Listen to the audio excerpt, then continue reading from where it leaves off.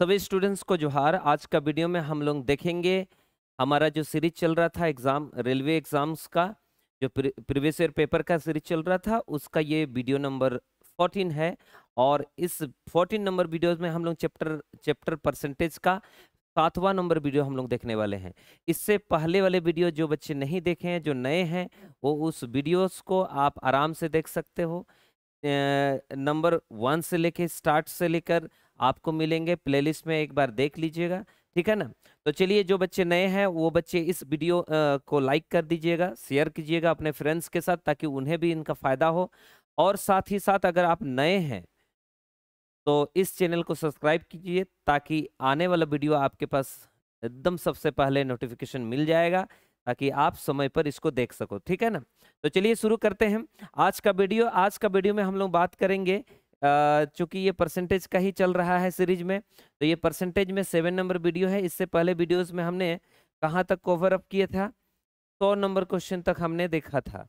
आज जो होगा, आज जो वीडियोस में होगा, वो 100 नंबर से लेके 20 नंबर, मतलब 120 नंबर तक, 101 से लेके 120 तक के सारे सवाल हम आज देखने वाले हैं। थोड़ा सा लेवल के लगेंगे, क्वेश्चंस बहुत आसान है, किंतु इसके जो भाषा है, लैंग्वेज है, उसको समझना थोड़ा डिफिकल्ट होती है। अदरवाइज कुछ भी अलग नहीं होती। जो हम लोग क्लासेस में पढ़ते हैं, फाउंडेशन बैच में हो या कोई अगर प्रैक्टिस बैच भी पढ़ता होगा, कहीं पे भी पढ़ते होंगे आप ऑफलाइन वगैरह में, तो आपको जरूर इस टाइप के क्वेश्चंस जरूर पढ़ाए जाते होंगे। और उन्हीं में से ये भी सवाल पूछे जाते हैं, लेकिन भाषा थोड़ा गड़बड़ कर देता है। तो चलिए हम लोग स्टार्ट करते हैं। आज स्टार्ट करेंगे, शुरुआत होगा क्वेश्चन नंबर 101 से लेकर, ठीक है ना। क्वेश्चन नंबर 101 कौन सा है? ये पहला क्वेश्चन, बहुत आसान क्वेश्चन, सभी को ये सवाल मालूम होगा और आप में से भी मालूम होगा। कुछ कुछ क्वेश्चंस का सॉल्यूशन आपको छोड़ दूंगा, ताकि आप कमेंट सेक्शन में उसका आंसर बता सको, ठीक है ना। चलिए, तो देखिए सवाल क्या बोला। सवाल में बोला कि यदि एक घनाभ की लंबाई और चौड़ाई में 25% की इंक्रीमेंट होगी, तो आयतन को समान रखने के लिए ऊंचाई कितना प्रतिशत बढ़ानी या कम करनी होगी? कुछ भी नहीं है, कुछ भी नहीं है। आपको कैसे करने? एबी रूल आपने कभी सुना होगा तो ठीक है, नहीं भी सुना होगा तो कोई इशू नहीं है, ठीक है। हमें बोला लंबाई और चौड़ाई में इतना की इंक्रीमेंट होती है, तो उनके आयतन को समान रखने के लिए कितने प्रतिशत की कमी कर देनी चाहिए, प्लीज मुझे बता दीजिए, ऐसे बोला। अच्छा चलिए, लंबाई, चौड़ाई, ऊंचाई, आपको मालूम होगा आयतन जो होता है उसको वॉल्यूम कहा जाता है, और ये जो वॉल्यूम होता है वो लंबाई गुना चौड़ाई गुना ऊंचाई होती है। इतना ही पता होगा आपको, बिल्कुल। तो सुनिए, है क्या कहानी, क्या है? लंबाई, चौड़ाई, ऊंचाई। तो लंबाई के बारे में आपको कुछ बोला है, बोला 25% इंक्रीमेंट होगी। 25% मतलब 1/4, यानी कि 4 था तो 5 हो जाएगा। उसी तरह चौड़ाई में भी यही होगी, 4 से 5 होगी। लेकिन हमको ऊंचाई के बारे में बात नहीं किया। तो ऊंचाई आप अपने मन से मान सकते हो, आपकी मर्जी है। मैं अपने मन से मान लेता हूँ ऊंचाई 1 है, तो दूसरा वाला 2 होएगा। इधर गुना करेंगे, इधर गुना करेंगे, तो गुना करने पर आयतन आती है, तो मैं गुना कर देता हूँ, 4 4 16 और H1 होगा। और ये आपका 25 होगा और H2 होगा। आपको ये भी पता होना चाहिए, क्योंकि बोला है सवाल में कि आयतन को समान रखेंगे, यानी कि आयतन समान रखने का मतलब इनके आयतन समान समान होनी चाहिए। तो जब समान समान होगा तो H1 और H2 का जो रिश्ता होगा वो 25 से होएगा कितना? 16। यानी कि पहले आयतन अगर, पहले ऊंचाई अगर 25 था तो अब 4 हो गया, कितना कम हुआ? सॉरी 16 हो गया, तो कितना कम हुआ? तो आप बोलेंगे कम हो गया, तो हाँ, कम कितना हो गया? 16, और यहाँ पे 25 है, तो कितना कम हो गया? 9। यानी कि ये जो 9 कम हो गया वो 25 से कम हो गया, 25 से 9 कम हो गया, और प्रतिशत में चाहिए, तो हमारे पास आ जाएगा 36, और यही आपके पास आंसर है, ठीक है। काफी आसान होती है ऐसे सवाल। अच्छा, ऐसे सवाल में कंफ्यूजन बच्चों में क्या होती है, इनको वो समझ लेता है वर्ग जैसा, उनको समझ लेता है वर्ग है, आयत है, ऐसे समझ लेता है, और एबी रूल लगाना शुरू कर देता है, जो कि उनके लिए बहुत बड़ा घपला होने का चांस, मतलब गलत होने का चांस रहता है। तो एबी रूल कभी यूज नहीं करना, क्योंकि यहाँ पे गड़बड़ है। क्या? इसमें 3 गो आपको डायमेंशन दिया है, लंबाई, चौड़ाई और ऊंचाई। तो 3 गो डायमेंशन जब देती है तो फिर एबी रूल डायरेक्ट यूज नहीं होता, बल्कि 2 बार करना पड़ेगा, तब जाके यूज होगा। कैसे 2 बार करोगे? इस तरह से 2 बार करते हैं। लंबाई और चौड़ाई में 25-25 बढ़ रहा है, तो 25 + 25 और प्लस में 25 × 25 और बट्टा में 100 लिखा जाएगा। यानी कि यहां से देखा जाए तो ये हो जाएगा 50 और ये हो जाएगा 6.25, यानी कि 56 आया, 56.25 आया। ये तब हुआ जब लंबाई और चौड़ाई में इंक्रीमेंट हुआ, लेकिन सवाल में बोला कि नहीं, हमको तो वृद्धि नहीं कराना है। यानी कि उस केस में आपको करना क्या पड़ता जानते हो? उस केस में आप ऊंचाई में कितना इंक्रीमेंट करते हैं वो हमें नहीं पता, या कितनी कमी करेंगे वो नहीं पता, है ना? तो उस समय ऐसा लिखा जाएगा 56.25 वृद्धि होगा, कितना कमी होगा वो नहीं पता, ऊपर में ये दोनों को गुना किया जाएगा, बट्टा में 100 लिखा जाएगा और 0 होएगा। ऐसा 0% की क्या होएगी? वृद्धि, क्योंकि ना आयतन में ना तो वृद्धि होगी ना कमी होगी। इससे सॉल्व करोगे तो यहाँ x का वैल्यू आएगा और वही x का वैल्यू आपके पास आएगा 36 के रूप में। समझे? तो बहुत लेंदी प्रोसेस हो सकता है, हाँ, इसीलिए हम इस तरीके से करते हैं। चलिए, इसको मिटा दिया। आप इसको ट्राई भी कर सकते हो, चाहो तो देख भी सकते हो, इससे हो सकता है आंसर आएगा। आगे बढ़ते हैं, क्वेश्चन की तरफ चलते हैं बाबू, और ये क्वेश्चन को देख लेता हूं। जैसे ये सवाल में किस तरह का बातें किया है एक बार देख लेंगे।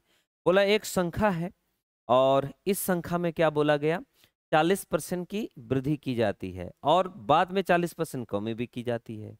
तो शुद्ध परिवर्तन क्या है? जब ऐसे सवाल होगी तो कुछ करना नहीं है, एबी रूल यूज करोगे, क्योंकि यहाँ पे डायमेंशन 2 ही है, मतलब 2 बार वृद्धि हो रहा है, 1 बार कमी हो रहा है। तो ऊपर में दोनों को या स्क्वायर करके 100 भाग कर देने से काम खत्म हो गया। हमेशा इसमें कमी आएगी और 0 2 ठो कट जाएगा, 4 4 16 हमारे पास आ जाएगा कमी। कमी आ जाएगा 16% की। कहाँ पे है?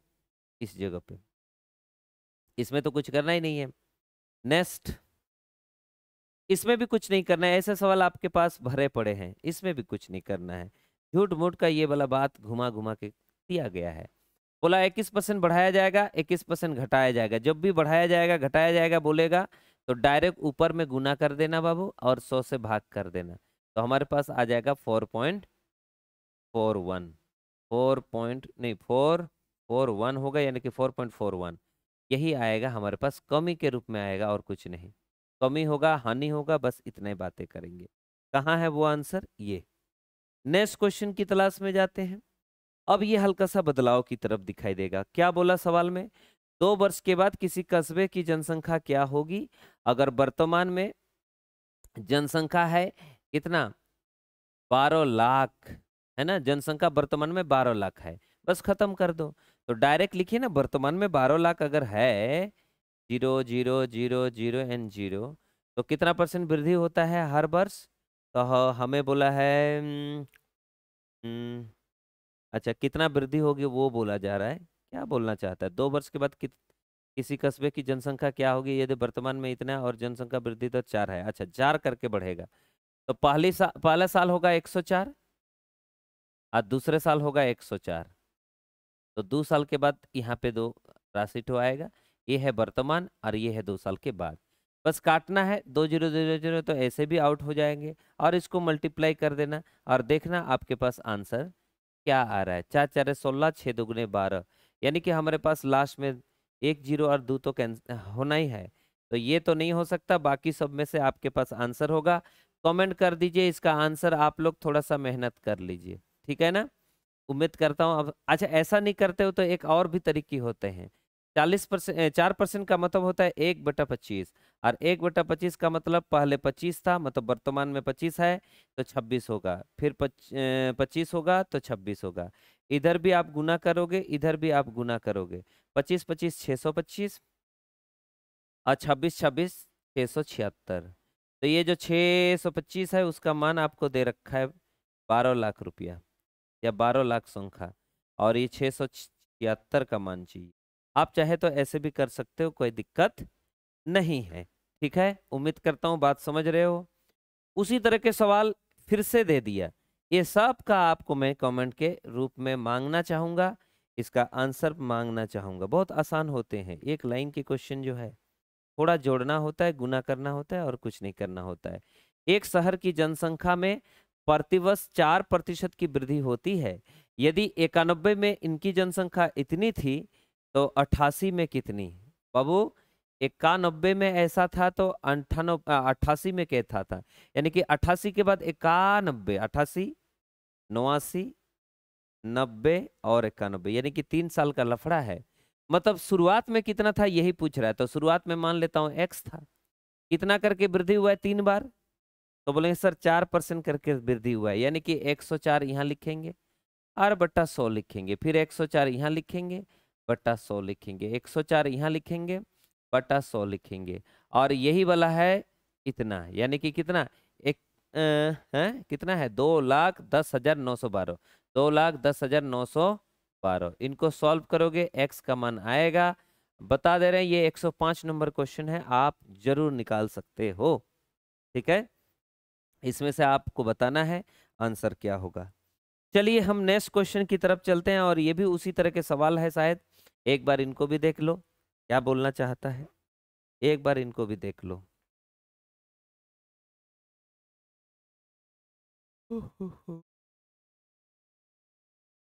या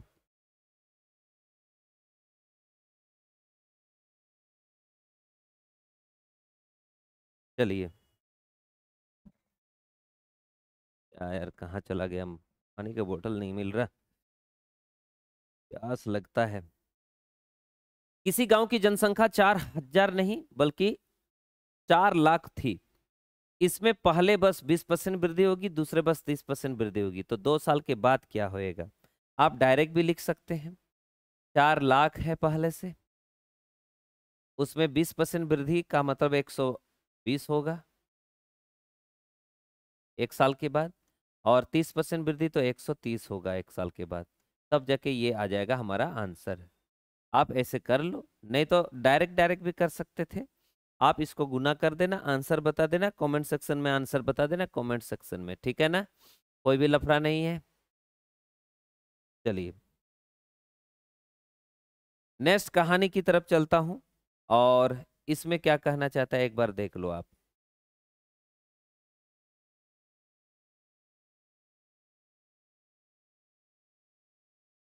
बोला एक शहर की 20% जनसंख्या युद्ध के कारण मृत्यु हो गई, और शेष जनसंख्या में से 5% व्यक्ति एक महामारी में मारे गए। यदि शहर की वर्तमान जनसंख्या 15,200 है, तो युद्ध से पूर्व शहर की जनसंख्या कितनी थी? युद्ध से पहले शहर की जनसंख्या कितनी है, यानी कि युद्ध से पहले मान लेता हूं x थी, युद्ध से पहले x थी। बोला 20% जनसंख्या युद्ध में मारे गए, और शेष में से 5% जो है व्यक्ति महामारी में मारे गए, यानी कि पहले x थी, उसमें से 20% मारे गए, इसका मतलब 80 बचे हुए थे। ये जो बचे हुए थे इसका फिर 5%, इस शेष का ही 5% फिर मारे गए, इसका मतलब फिर लास्ट में बचे कितने? 95। और सवाल में बोला लास्ट में इतने लोग बचे हुए हैं, यानी कि वर्तमान में जनसंख्या जो है 15,200 है, तो बस इसमें से x का मान निकाल लोगे आप, आराम से निकलेगा, टेंशन वाली बात नहीं है। ठीक है ना, आराम से काट सकते हो, कोई दिक्कत नहीं है, आप चेक कर सकते हो, आंसर आएंगे। नेक्स्ट क्वेश्चन, ये भी कमेंट सेक्शन में इसका आंसर भी बता दीजिए, को कमेंट कीजिए कमेंट, ठीक है ना। चलो आगे बढ़ा जाए। नेक्स्ट, इस सवाल को भी एक बार देख लो आप, इस सवाल को भी एक बार देख लो दोस्त, क्या लिखा हुआ है एक बार इसको भी देख लो। बोला एक शहर की जनसंख्या 5% आबादी, अच्छा कि 5% आबादी की मृत्यु किसी महामारी से हो गई, और शेष आबादी का 8% घबराहट में आ गए।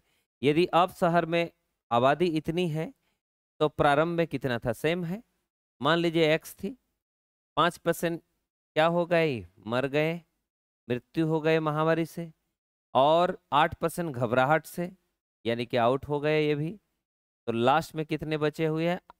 88,274।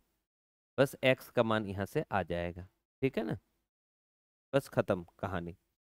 आगे चलते हैं दोस्त, इसको भी आप आंसर बता दो यो। इस तरह के पेपर में आपको बस कुछ नहीं करना है, एक लाइन के क्वेश्चन है।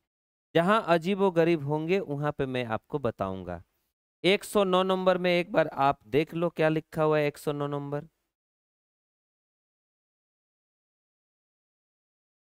109 नंबर क्या लिखा हुआ है एक बार देख लो। ठीक है।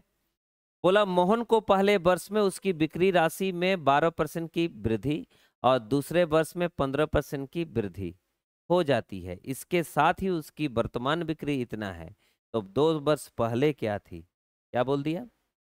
2 वर्ष पहले क्या थी, यही पूछ रहा है, यही बताओ। तो कुछ करना है बताओ, इसमें भी तो कोई लफड़ा है ही नहीं, कुछ भी करना नहीं है, ऐसे ही सवाल है। 2 साल पहले क्या था बोल रहे, तो मान लीजिए एक्स था। पहले बोला कि 12% की इंक्रीमेंट होगी तो 112 हो गया होगा 1 साल के बाद। उसके बाद बोला 15% की वृद्धि, इसका मतलब 115 हो गया होगा। तब जाके वर्तमान में पहुंचा होगा 1,28,800। बस एक्स का मान ही तो चाहिए और कुछ भी नहीं चाहिए। काटने आना चाहिए, गुना करने आना चाहिए। कमेंट सेक्शन में एक एक ठो का आंसर बताइएगा आप। कमेंट सेक्शन में एक एक ठो का आंसर बताइए, ठीक है ना। कमेंट कर दीजिए, आंसर अपना अपना निकालिए, कितना आ रहा है पता करिए, ठीक है ना। चलो आगे बढ़ता हूँ। जो सेम होगा मैं आगे लेके चलूंगा ताकि हम जल्दी से जल्दी इसको खत्म कर सके। देख लो सवाल में क्या लिखा है। अरविंद 25,000 रुपये का निवेश करके एक चाय की दुकान खोलता है। वह इस राशि का 30% साज सज्जा पर और 20% दुकान के लिए अन्य आवश्यक सामग्री खरीदने में खर्च करता है। उसकी दुकान के लिए शेष सामग्री खरीदने के लिए उसके पास कितनी राशि बची है, प्लीज बताओ। देखो कितना सुंदर सवाल है, एक लाइन का क्वेश्चन है, कुछ भी नहीं है। अरविंद के पास इतना रुपया था, यानी कि 25,000 रुपया शुरुआत में था। सवाल में बोला निवेश करके एक चाय की दुकान खोलता है, अच्छा इतना रुपया निवेश करना चाहता है। और बोला उसके पास कितना राशि बचा हुआ है बताइए। इनके पास इतना रुपया फिलहाल है। पहले क्या किया उसने उसने उस राशि का 30% खर्चा किया, यानी कि 30% खर्चा किया तो बता बचा हुआ था कितना? 70। 70 जो बचा हुआ था, अच्छा अच्छा एक मिनट, हमें समझना भी है, ये तो गड़बड़ हो सकती है। क्या बोला एक बार पढ़ लो आप।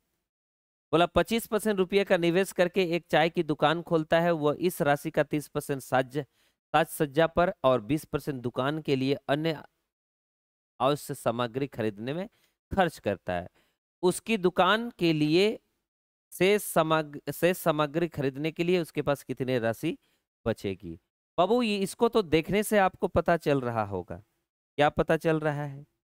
ऐसा नहीं लगता है भाई कि यहाँ पे पहले जैसे शेष नहीं बोला है? क्या नहीं बोला है? शेष बिल्कुल नहीं बोला है, ठीक है ना। तो इसमें तो कोई लफड़ा ही नहीं था, इसको क्वेश्चन को बनाने की जरूरत ही नहीं था। क्यों क्वेश्चन को जरूरत नहीं था पता है? क्योंकि भाई एक बात बताओ, सिंपल सा बात बताओ, 30% उसने साज सज्जा पे किया और 20%, तो दोनों मिला के तो 50% हुआ। यानी कि आधा उसने खर्चा किया तो आधा उनके पास बचेगा ना। तो इसका आधा कितना है? 12,500। तो कुछ करना तो नहीं, मुझे लगा पहले वाला जैसा क्वेश्चन है इसलिए मैं सोच रहा था ऐसा। यहाँ अगर लिखा रहता शेष तो हम समझते, यहाँ शेष नहीं लिखा हुआ है। अच्छा तीन तीन टाइप के सवाल इसमें पूछे जाते हैं, है ना। एक टाइप है और वाला में, एक टाइप है शेष वाला में, शेष। और एक जो है शेष वाला तो रहेगा है, लेकिन उनके साथ साथ कुछ चीजें जुड़ा हुआ रहता है उनके बारे में। तो 3 टाइप के सवाल इस पे दागते रहता है। देखो इस सवाल को भी एक बार देख लेता हूँ, इसमें क्या कहना चाहता है। एकदम सीधा सीधा, इतना कोई नौटंकी हम लोग नहीं करने वाले हैं, बल्कि डायरेक्ट मुद्दे की बात हम करने वाले हैं। बोला संयोग को, संयोग नाम है, संयोग को पॉकेट मनी के रूप में किसी निश्चित राशि मिलती है, कोई निश्चित राशि मिलती है। 20% किताब खरीदने में और शेष 25% स्टेशनरी में खर्च करता है। जो बचा है उसका 10% फिर गरीबों में दान दे देता है। शेष वो मिठाई के लिए कुछ पैसा खर्चा कर रहा होगा। और फिर बोला लास्ट में इतना रुपया उसके, अच्छा रुपया आता है, और यह इतना रुपया आता है, क्या खरीदने के लिए उपयोग करता है, और यह इतना रुपया आता है। देखा, ये सवाल उसके जैसा है जैसे आपने कभी देखा था, है ना। आपने जो देखा था उस तरह का सवाल ये है। आप बता सकते हो इसमें क्या सवाल होगा, क्या आंसर हो सकता है, बता सकते हो? देखो, कुछ भी नहीं है, टेंशन वाली बात नहीं है। आपको क्या लिखा हुआ है देखो। शुरुआत में कितना राशि थी वो तो हमें पता नहीं है, लेकिन हमको सवाल में बोला कि 20% जो है वो किताब खरीदने में खर्चा करता है। इसका मतलब 20% किताब में खर्चा करेगा तो बचेगा कितना? 80। ये जो 80 बचा है, उस 80 बचा हुआ मतलब शेष का फिर 25% खर्चा करता है किसमें? स्टेशनरी खरीदने में, यानी कि फिर 75 बचेगा। फिर क्या बोलना चाहता है, ये जो बचा हुआ पार्ट है उसका फिर 10%, उसका 10% फिर खर्चा करता है, यानी कि फिर बचा कितना होगा? 90। अब लास्ट में जो बचा हुआ है वो मिठाई खरीदने में उपयोग करेगा, जिसका कीमत है 13.50, यानी कि 13.5 रुपया। 13.5 रुपया खर्चा कर रहा है लास्ट में। इनको सॉल्व करेंगे, एक्स का मान आएगा और यही आपके पास आंसर के रूप में आएगा। ठीक है, कुछ भी नहीं है, डायरेक्ट डायरेक्ट आप काट काट के छोटा कर सकते हो। ऐसे काटना भाई, 4 5 होगा, 3 और फिर 4 होगा, 9 और फिर 10 होगा। ऐसे काट सकते हो, 4 4 कट सकता है। और क्या काटेगा? तो बोले और कटेगा नहीं तो कोई बात नहीं, 3 और 9 का से डिवाइड करने का है। डिवाइड करेंगे, गुना करेंगे, आंसर लाएंगे, आंसर होएंगे। ठीक है, चलो आगे बढ़ता हूँ। नेक्स्ट कहानी की तरफ अगर मैं बात करूं तो इस कहानी को भी एक बार देख लीजिए क्या लिखा हुआ है। बोलता है मनीष अपने वेतन का 30% भाग अपने माता को देता है और शेष वेतन का 40% भाग बीमा योजना और भविष्य निधि के लिए, यानी कि जो कि 4 और 3 के अनुपात में निवेश करता है, एवं शेष वेतन वह अपने बैंक खाता में जमा करता है। यदि उसके द्वारा अपनी माता को दी गई राशि एवं बीमा योजना में निवेशित धनराशि का अंतर इतना हो तो मनीष का वेतन क्या है? ध्यान दीजिएगा, ये जो सवाल है ये घुमा दिया। क्या घुमाया? अभी मैंने जस्ट आपको क्या कहा? मैंने कहा है इस प्रकार के सवाल दो तरीके होते हैं। दो ही सवाल नहीं, 3 प्रकार से होते हैं। एक होता है और से, एक होता है शेष से, लेकिन शेष में 2 प्रकार की बातें सामने आती है। जब शेष से 2 प्रकार की बातें सामने आती है ना दोस्त, उस समय हम फंस जाते हैं। फंसते इसलिए हैं क्योंकि उसमें आपको बीच का कुछ कहानी आपको दे के रखेगा, तो डायरेक्ट इस एक लाइन में नहीं बना सकते हैं। जैसे अभी जो हमने कर रहा हम लोग कर रहे थे, ऐसा करके ऐसे बराबर में कुछ दिया हुआ रहता था, तो यहाँ का गायब या यहाँ का गायब रहेगा और बीच वाला का मान सब दिया रहेगा। तो हम यही एक तरीका करते हैं, या तो यहाँ का गायब रहता है या तो यहाँ का गायब रहता है। लेकिन अब वहाँ का नहीं, यहाँ बीच बीच का कुछ गायब है, यानी कि अब हम ऐसे तरीके से नहीं बनाएंगे। अगर हम ऐसे तरीके से बना लिए तो फिर हमें मेहनत करना पड़ेगा, टाइम लग जाएगा। सबसे बेस्ट क्या है, अभी मैं जो बताऊंगा वो वाला। हम मान लेते हैं टोटल किसी के पास वेतन था 100 टका। अगर 100 टका वेतन था मनीष के पास, तो उसने अपने माताजी, है ना, माताजी को उसका 30% दे देते हैं। तो 30% इसका, तो 30% मतलब 3/10, 3/10 मतलब 30 रुपया। 30 रुपया उसने दे दिया, तो 30 रुपया दे दिया तो उसके पास फिर क्या हुआ? तो बोला सर शेष का फिर 40% वो बीमा में खर्चा करेगा। ये जो शेष बचा हुआ है कितना? तो आप बोलेंगे सर 30% आपने इनको दिया तो 70% बचा है। ये जो 70% बचा है, यानी कि 100 का 70% 70 रुपया होगा। ये जो 70 रुपया बचा हुआ है ना, उस 70 रुपया का फिर 40% खर्चा करेंगे। इस शेष का 40% बीमा में खर्चा करेंगे। तो 4 सत्ते 28 रुपया, यानी कि 28 रुपया बीमा के लिए है। बीमा, ये माँ थी, ये बीमा है। तो 70 में से 28 इधर है तो बचेगा इधर कितना? तो आप बोलेंगे सर 42 बचेगा। कितना बचेगा? 42। आपको अब कोई टेंशन नहीं, आपको जो बोला है सो निकालेंगे। हमको बोला माता को दी जाने वाली राशि और बीमा में निवेश की राशि, उनका डिफरेंस कितना है? 6300। कितने सौ? 6300। यानी कि इन दोनों का अंतर नहीं बल्कि इन दोनों का अंतर दिया है। 28 और 30 का अंतर 2 है और इस 2 का मान दिया है 6300। कितने सौ? 63। हमें सवाल में बोला तो बताइए मनीष का वेतन कितना था। मनीष का वेतन तो 100 रुपया था, तो 100 बराबर हम क्या करेंगे, ठप्पा लगा देंगे। ठीक है, उम्मीद करता हूं आप समझ रहे हो। 5 के साथ गुना करना होगा, 5 तिया 15, 5 छो 31। ठीक है ना, तो कहीं ना कहीं हम, अच्छा है 5 छो 30, 5 तिया 15, कहाँ पे गलती हुआ देखें। ठीक है, तो है आंसर तो आना मांगता है। क्या किया, 50 से हमने काट डाला, 50 से 5 दिया 15 में 5 0 0 और 5 छोक 30 31। कहीं पे तो हमारे पास आंसर नहीं है, इसका मतलब कुछ तो रॉन्ग है। देखिए कहाँ रॉन्ग है, कहाँ पे गलती किया हमने।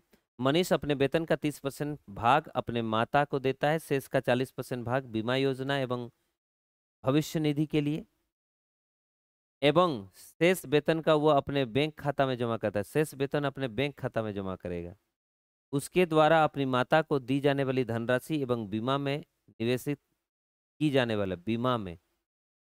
अच्छा, समझ गए समझ गए समझ गए। देखो दोस्त, ये जो है ना 40%, वो 2 जन के लिए है, यहीं पे गड़बड़ करके रखा हुआ है। कोई बात नहीं, इसको और ब्रेकआउट कर लेता हूँ। देखो इसको 2 भाग में बांटेंगे, एक होगा बीमा में 40% बीमा बीमा योजना एवं भविष्य निधि, और भविष्य निधि भविष्य, है ना।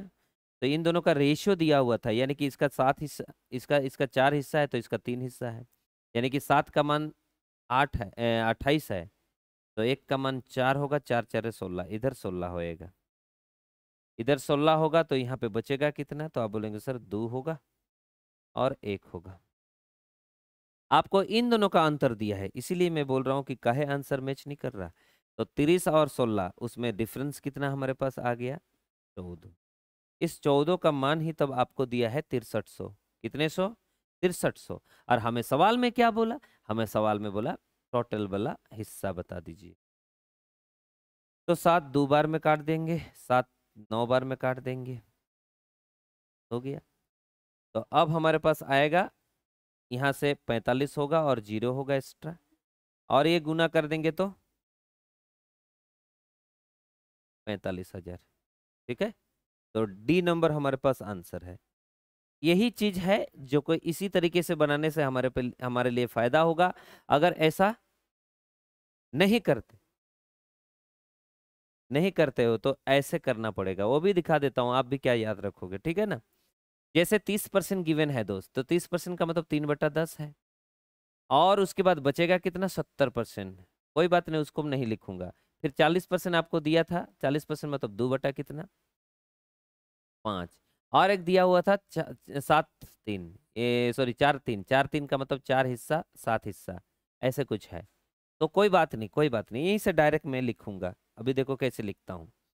मान लीजिए उसका जो वेतन था वो x रुपया था, x रुपया का 30% उसने क्या किया था, तो आप बोले सर 30% उसने तो अपने माताजी को दिया था, 30% माताजी को दिया था, 30% माताजी को दिया था। लेकिन अगर मैं इसमें से निकालना शुरू कर दूं तो फिर x का मान पहले निकलेगा, x का मान निकलेगा कुछ ना कुछ, है ना। आहा, तब भी तो हम फंस जाएंगे। कोई बात नहीं, उसके तरीके से भी कर सकते थे। तो माताजी का हिस्सा वो मालूम चलेगा कितना है बोल के, तो माताजी का हिस्सा तो हम निकाल सकते हैं 3/10। और क्या हुआ, इनके साथ डिफरेंस होना चाहिए उनका। तो अब मैं अंतर कर रहा हूँ, माताजी का इतना रुपया है और बाकी जो इनका है बीमा में, वो अलग निकालेंगे और अंतर करेंगे और बराबर में लिखेंगे। तो माताजी को 3/10 दिया है, तो बचा कितना था, तो आप बोलेंगे सर बचा हुआ था 70%। 70 मतलब 7/3, 7/10, सॉरी 7/10 बचा हुआ था। उसका 40% बीमा और भविष्य में हुआ था, 40% मतलब 2/5।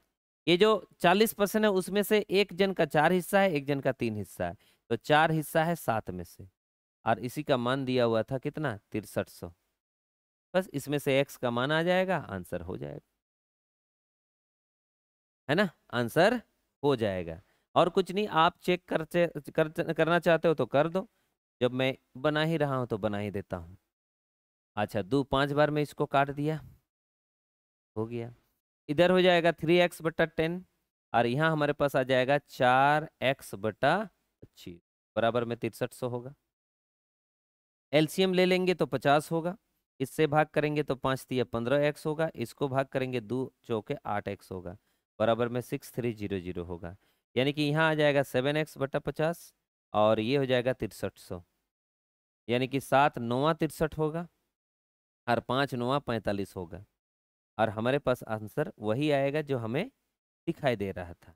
ठीक है, ये इसमें बच्चे फंस जाएंगे, ऐसे करने से फंस जाएंगे, ये वाला होने से गोटा गोटा होती है, इसमें कोई लफड़ा नहीं होती। नेक्स्ट क्वेश्चन की तरफ चलता हूं। इस क्वेश्चन को आप देख लो भाई, आराम से देख लो, है ना, आराम से, आज आराम से समझो। एक फैक्ट्री में बनने वाले खिलौनों में 25 नहीं 24% दोषपूर्ण थे, और शेष खिलौनों में से 25% खिलौने क्षतिग्रस्त थे। यदि 4800 खिलौने सही स्थिति में है, तो बनाए गए खिलौने की मूल संख्या कितनी थी? बस खत्म। मान लीजिए मूल संख्या कितनी थी, सीधा एक लाइन का है, x थी, उसमें से 20% दोषपूर्ण था। कितने परसेंट? 20%, यानी कि 20% गलत था, तो 10 पूर्ण था, तो 80 बचा हुआ था। ये जो बचा हुआ 80 है शेष, उसका 25% जो है वो क्षतिग्रस्त भी था। कितना परसेंट? 36%, यानी कि फिर बचेगा कितना? 75। और लास्ट में उनके पास कितना बचा हुआ है सही है सलामत? इतना। तो एक्स का मान निकल आएगा इसमें। यही चीज आप कमेंट में भी कर सकते हो, नहीं तो काट कर ला सकते हो, काट के ला सकते हो। कैसे लाओगे काट के? 4 से, 5 से, 3 से, 4 से, 4 4 कटेगा, और 3 16 48, 5 16 80, तो हमारे पास 8000 आ गया। यही हमारा आंसर था, ठीक है ना। चलो आगे चलता हूं, और इसके बारे में भी बात कर लेता हूं। ये कैसे है, एक बार इनको भी देख लो दोस्त, इनको भी देख लो एक बार। कितना होगा आंसर, जल्दी से बताओ, फटाक से बताओ, कितना होगा, जल्दी बताओ। बता सकते हो? अगर बता पाओगे तो बहुत अच्छी बात है।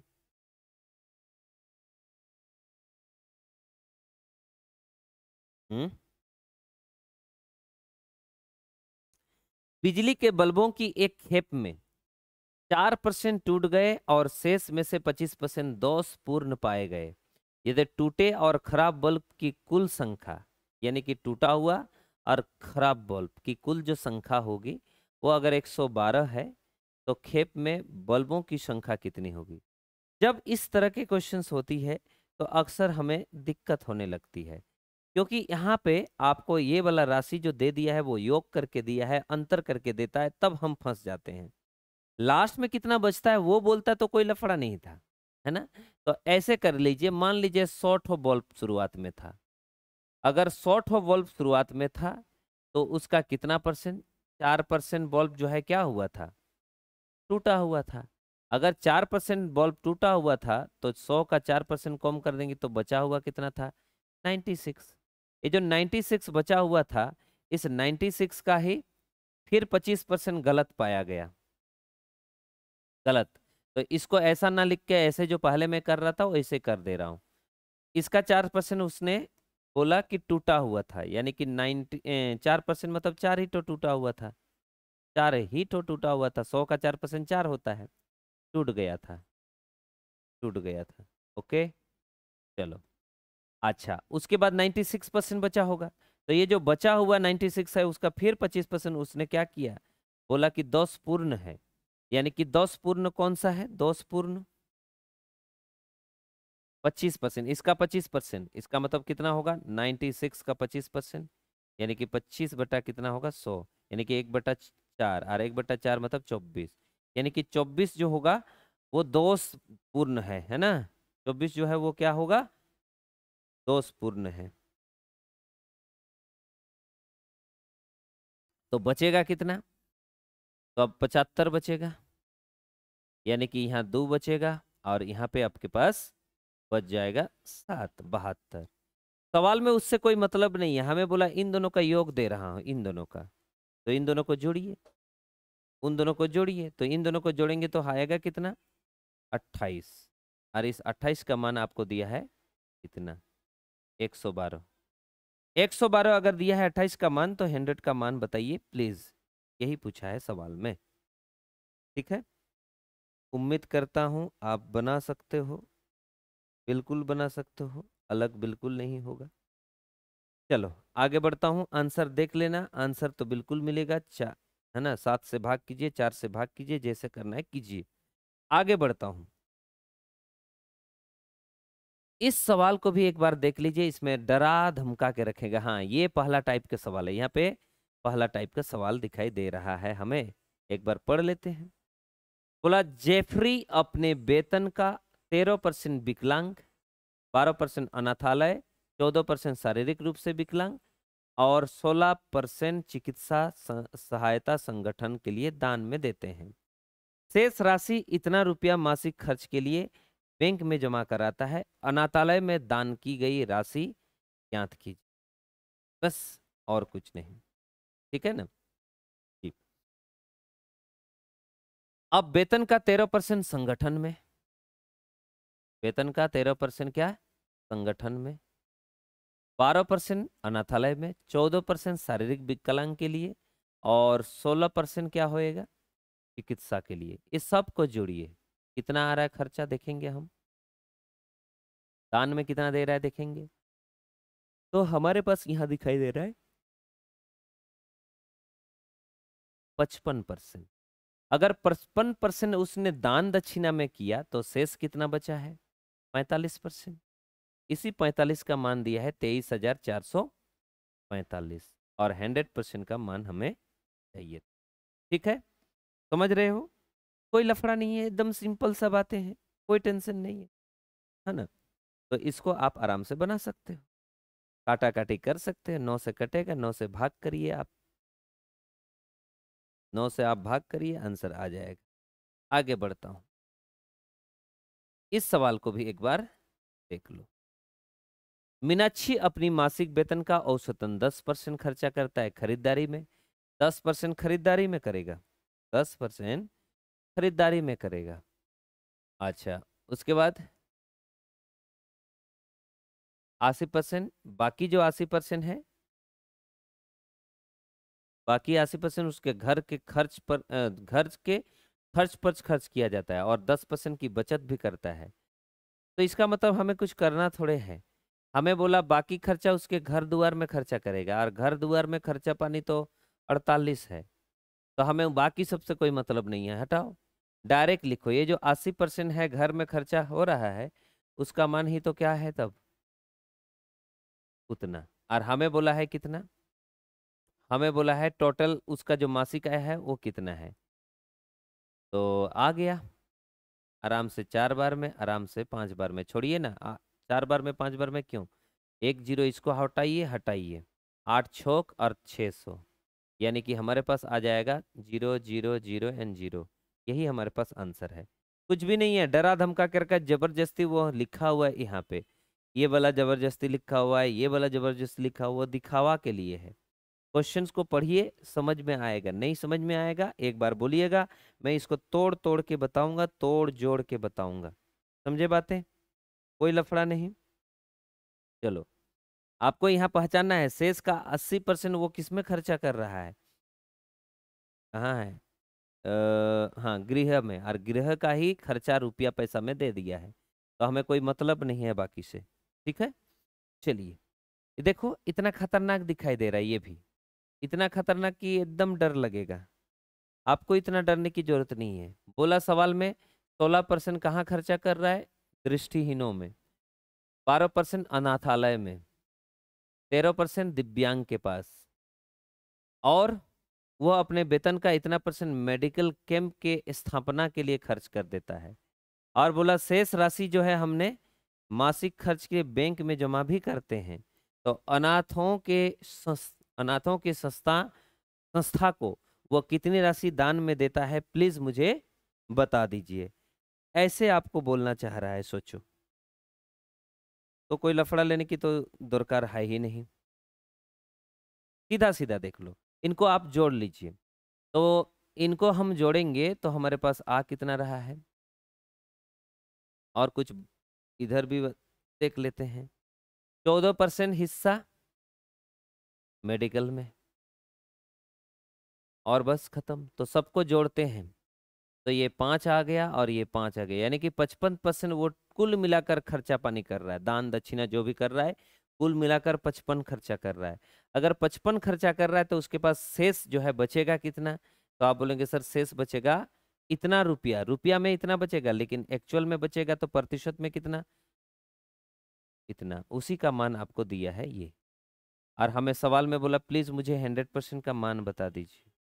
बाबू हम काट देते हैं, 9 5 में और 5 20 में, 9 का पहाड़ा 9 दुगने 18, 2 हमारे पास बचा, 9 तिया 27, 2 हमारे पास बचा, 9 दुगने 18, 4 बचा, और 9 पाँचे 45, 2 से 2 पाँचे 10, 2 दुगने 5, 2 तिया 6 और 2 दुगने 4, यानी कि 46,500 हमारे पास आंसर होगा। 46,500 क्या कर दिया हमने, वहाँ गलती हुआ अना आह हट, हम भी ना डायरेक्ट करने के चक्कर में ऐसा कर दिया, डायरेक्ट करने के चक्कर में ऐसा कर दिया।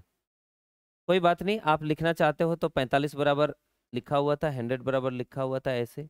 तो ये 9 से आपने काटा, इनको आपने 20 से काटा, तो हमारे पास 46,500 बचा हुआ था। आपको ना वो नहीं पूछा जा रहा है, आपको क्या पूछा जा रहा है, आपको पूछा जा रहा है कि अनाथों की संस्था को वो कितनी राशि दान में दे रहा है, अनाथों की संस्था को।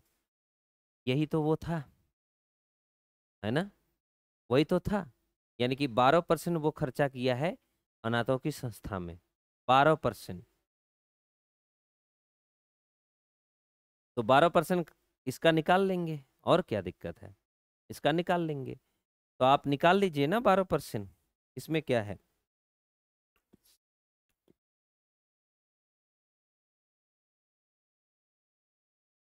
आप चाहे तो निकाल लीजिए, अलग से निकाल लीजिए, कोई दिक्कत नहीं। 46,500 का 12% निकाल लीजिए, ये 2 जीरो कट जाएगा, 12 पाँचे 0, ये बचा, 12 छक 72, और 6 78 में 8 बचा क्या, तो आप बोलेंगे सर 7, 12 चारे 48 और 7, तो हमारे पास क्या आ गया 55। तो यही हमारे पास आंसर होगा, मतलब ए नंबर हमारा आंसर है। ये चीज़ नहीं लिखना था, हम डायरेक्ट लिखते तब भी होता। जैसे 55% था, उसमें से बचा कितना था 45%। इस 45 का मान आपको दिया हुआ है 20, 9, 2, 5। और हमें सवाल में क्या बोला, बोला प्लीज़ मुझे ये बताइए 12% का मान बताइए, टोटल का नहीं चाहिए, 12% से मतलब है हमें, इतना ही काम करना था हमें। तो ये 9 3 से काटिए, वो ठीक रहेगा। तो 3 से काटते हैं, 3 15 में काटते हैं और 3 चौके में काटते हैं। 15 का पहाड़ा में 15 एक 15, 5 बचा, है ना, 15 तिया 45, ऐसे करके काटेंगे। नहीं तो छोटा छोटा और काट लीजिए, छोटा छोटा और काट लिए, वो अच्छा लगेगा। 5 से काटिए, आप इनको हटाइए, ज़्यादा फायदेमंद वही होगा। मैं 5 से इसको काटता हूँ, ओके। तो 5 से अगर मैं काटता हूँ तो 5 9 बार में काटूंगा, इसको भी 5 से काटता हूँ, 5 चारे 5 एका और 5 आटे और 5 5 हो गया। 9 से काटता हूँ, 9 से, 9 चारे 36, बचा हमारे पास कितना, तो बोले सर 5। अच्छा 9 छक 54, बचा कितना, तो बोले सर हाँ बताइए, 54 के बाद 8 आ रहा है, तो 3 4 और 9 पाँचे 45 हो गया। हमें बोला है 12 से गुना भी कीजिए, तो 12 से ये वही चीज़ गुना करूँगा, यहाँ पे भी आपको दिखाई दे रहा है वही, 4 6 5, 4 6 5, वही आंसर आएगा 5580। यही हमारा आंसर है। आप चाहे तो ऐसे कर सकते हो। हमने क्या किया, टोटल का ढूंढा, टोटल ढूंढने के बाद फिर 12% निकाल रहे हैं। यही तो हमने गलती किया। इसमें आपको क्या हो रहा है, आपको बार बार मेहनत करना पड़ रहा है। उसमें होने से कोई मेहनत नहीं, एक ही जगह पे कहानी खत्म। आगे बढ़ता हूँ। देखो ये ऐसे जो सवाल होती है ना एग्जाम हॉल में, अक्सर लोगों में दिक्कतें आती है। ऐसे सवाल में दिक्कत जरूर होगी। सेम सवाल आपको दिखाई दे रहा है, ये तो आपको मैं छोड़ देता हूँ। सेम ही सवाल है, डायरेक्ट डायरेक्ट भी लिख सकते हो तो चलेगा, कमेंट कर दीजिए आप, कमेंट। ठीक है, चलो आगे बढ़ता हूँ। और ये भी वैसे ही है, ऐसे सवाल भरे पड़े हैं, बहुत सारे सवाल हैं, बहुत सारे सवाल। मार्टिन अपने वेतन का 13% अंधों की संस्था को, 12% अनाथों को और 14% जीव के शरीर को दान देते हैं, और अपने वेतन का इतना परसेंट एक चिकित्सा शिविर में भी दे देते हैं। बाकी इतना पैसा वो खर्च करते हैं, बैंक में जमा करते हैं। तो अनाथालय का बात बताओ। तो डायरेक्ट जोड़िए ना, 13%, 12%, 14%, 16%, सबको जोड़ते हैं। तो इधर भी वही हो रहा है, 55 ही हो रहा है। यानी कि बचेगा कितना, 45। ये जो 45 है उसी का मान दिया है 42,300। हमें सवाल में क्या बोला, हमें सवाल में बोला प्लीज मुझे अनाथों को कितना दान दिया है बताओ। अनाथों को दिया है 12%। ए बाबा ये तो ऐसे ही टाइप का है, सेम ही तो है, निकाल लेना इसका भी आंसर। चलो सेम ही सवाल है, कोई लफड़ा नहीं है, कोई टेंशन वाली बात नहीं है। 42 है। तो आंसर इसका भी आप बता देना। नेक्स्ट क्वेश्चन की तलाश में जाता हूँ और इस सवाल को भी एक बार देख लेता हूँ। इस सवाल को भी एक बार देख लीजिए, आप देख लीजिए क्या होगा बोल के।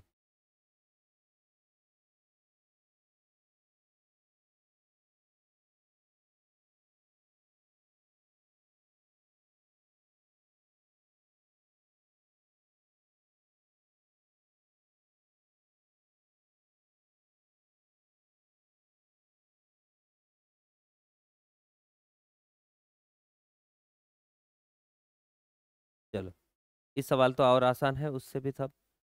बोला प्रमोद अपनी मासिक आय का औसतन 10% अपने कार में पेट्रोल भरने के लिए उपयोग करता है, शेष 80% घरेलू खर्च पर खर्चता है, और वो अपने वेतन का 10% बचाता है। यदि वो मासिक रूप से 24,000 रुपया गृह खर्चा करता है, देखो गृह बोल दिया और यहाँ पे भी गृह लिखा हुआ है, 10% खर्चा करता है यहाँ, और वो ही बोला इधर भी, सॉरी 80% खर्चा करता है गृह में, और यहाँ पे भी वही गृह है।